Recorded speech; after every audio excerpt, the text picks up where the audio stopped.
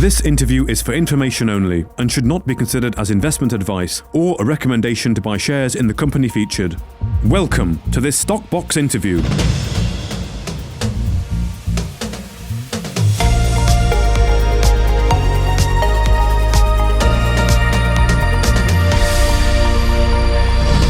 Well, joining us today is Ewan Collins, the co-founder of Kondor AI. Thank you for joining us again. Ewan, how are you?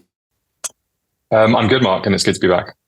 Well, thank you very much. It's good to be talking again to see how things are developing. Of course, news from Kondor recently, you've got 20,000 downloads of the app, which is double what you were, what your objective was. So how are you feeling about that, first of all? Well, obviously it's good news. And we, as you say, set out for 10K, which was an ambitious target. So anyone who's built startups knows that the first user is a big milestone. The 10th user is a huge milestone. 100th user, even bigger. And normally you're fighting for those milestones for quite a while. And to get to not just 10K, but to double that and get to 20 is huge. You know, it's been live for a few weeks, and to get to this number is great. It's the fastest growing thing that I've worked on, and I think it's testament to just how much people are interested in AI and how much Kondor is resonating with people. Well, that's good to hear that it's the fastest one that you've seen, because of course it's not your first time. We spoke before when we were in London. You've done a few of these startups and these ventures. Do you get any feedback from users, either direct feedback or feedback through the app in kind of ratings? Do you get an idea of what people like, what they don't like, and how it's being received by people who've downloaded it? Yeah, we do. So we have analytics of the prompts that are being used the most and the kinds of things people are asking. And we also have a form that allows people to submit prompt ideas, which we created thinking, you know, maybe we'd get a couple of responses, but actually we've had many responses. People are desperate to get their prompt ideas into the app, and it seems there's been a kind of aha moment where people have gone to the app, they've seen all these prompts and realized, okay, these are so useful. These are all the ways I can use AI, and then that clearly inspires people, and then they you know come up with ideas which they then want to be able to use in Kondor. So that's been encouraging. We've also had some interesting comments and reviews on the App Store. So one that I particularly enjoyed was a guy who has been using Kondor for fashion tips and general style advice, and he asked Kondor, he took a selfie and asked Kondor which haircut would suit my face shape, and Kondor said maybe a buzz cut. And then the guy in the comments says, oh well, I've never had a buzz cut before, and that's quite extreme, but okay, I'll give it a go. And then I did it, went and had my head shaved, and I love it. So we've had someone shaving their head based on style advice from Kondor. So wow, enjoyed that one. Okay, yeah, indeed. I wonder if you could perhaps, in your own words, just remind viewers what the app does, what its unique selling point is. Yeah, of course. So Kondor is an AI assistant that is image first. So much as you might have played with things like ChatGPT or Claude, those are text based. Kondor is vision based. So you can take a picture with your phone camera, and Kondor will be able to understand any image, give you complex answers, and pretty much answer any question you could ask. We also have a prompt library built in where we have a preloaded library of tested prompts for everything from fashion tips to identifying plants to playing games with Kondor to helping with homework and things like that.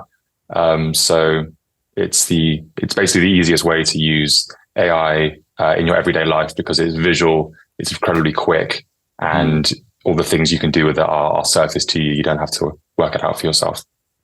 Yeah. Okay. So it's a mostly visual based app using the camera there, which is very very unique, isn't it? Because of course we see everything every day with our eyes. One day I'm sure we'll be looking at something and we can make a gesture, and something will magically tell us exactly what we're looking at or give us more information through AI. But this is a really good venture into that space. So what has the team been working on then over the last sort of few months? Because I think we spoke before, probably around Christmas time. So what have you been working on the quarter one this year? So Q1, we had a big release early in the quarter, which we called Kondor 2.0, which we discussed in our last interview.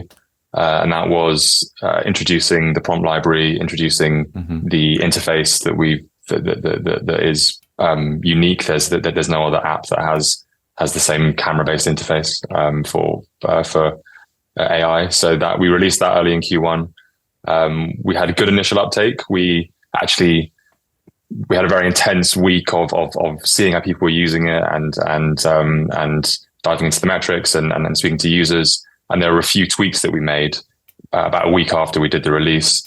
And if you look at the charts, it kind of starts to hockey stick at that point, because that, it was a few small tweaks really improved the UX and that's partially what's driven this growth. So that was what we released in Q1. Then we put quite a lot of effort into marketing Kondor. So we had campaigns going out on TikTok and through AI publications, kind of industry publications, and also on Meta and Instagram. And the goal was to try and drive organic growth. So marketing that we aren't directly paying for.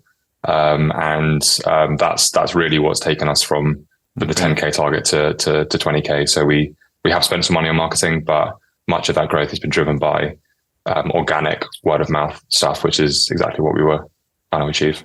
Okay. And of course, you've got the premium feature, haven't you, which is priced at $9.99 per month there. What are you doing to encourage people to sign on to the premium feature? Because, of course, as a listed company, the goal will be to get revenues coming in to improve the share price and make shareholders happy. So what's that element of the business? How are you handling that? Sure. So initial adoption of Kondor Plus, which is our paid plan, is positive. We're happy with the initial metrics. Our next goal is to really push Kondor Plus, and the approach we currently have is a message limit. So if you're using Kondor enough, then ultimately you hit a limit, and then you have to subscribe to continue, which we will keep. But the next thing we're going to work on is making it more of a freemium model as well. So rather than getting the full Kondor feature set within a limit for the number of messages you can send, we'll be starting to introduce premium features which give you more of a pull to subscribe. Okay. Can you give a hint of what they may be, or what you might be working on over the next quarter? Feature that I'm most excited about, and I think has the potential to revolutionize how Kondor works and how people use AI in their everyday life, kind of again, is video. So Kondor is, our thesis is that it's a visual AI app. So visual thus far has meant images. So you send a single image and you get a response. And that is incredibly powerful. And from the uptake we've seen, people are finding it, useful and exciting and pretty magical. The way we see the world is visual. The way we understand things is primarily visual, not text based. So that's been stage one of Kondor is images. The way we actually understand the world is visual and also in motion. We actually see change around us. We need to see things in the context of where they are related to other things. This video is really where we're excited for the next stage of Kondor. So we have been working internally on bringing full video AI processing into Kondor, and from the prototypes we have so far, it really is it's pretty amazing. That's the thing we're most excited about. This is the thing that really makes Kondor the kind of true, fully functional, everyday AI assistant, and that's what we'll be introducing to Kondor in the next quarter. Okay, so would this be generating video? Because I know we've seen developments recently. There was something coming out where video can be generated. Actually, very good looking video, almost films were generated. I don't know how available that is to the public yet, but certainly the marketing of that I saw was quite mind blowing. So would this be generating video, or would this be interpreting video, either video you've uploaded or video that you're sort of filming live somewhere? What give us an idea of perhaps the use cases? Sure. So phase one for this in Kondor is going to be you taking the video yourself, or you uploading video from your photo library. Mm-hmm. So, for example, now with Kondor, you can take a photo of a room and you can say, "Give me interior design tips, or help me rearrange this furniture to improve the feng shui," or whatever it might be. That's great. Actually, a room is part of a house. A house has multiple rooms. And if you really want to understand a space, you actually have to take kind of a walkthrough video of it. So the difference between a static photo, give me one response, versus here's a full video giving you the context of everything, then you start to get into a really exciting place where the kind of things Kondor can do for you really expands a lot. So stage one is not about generating video. It's about processing video and understanding it, being able to ask questions for you. Although, of course, we are looking at video generation and image generation too. But yeah, this quarter focuses on adding the ability for Kondor to understand the world around you by showing it videos.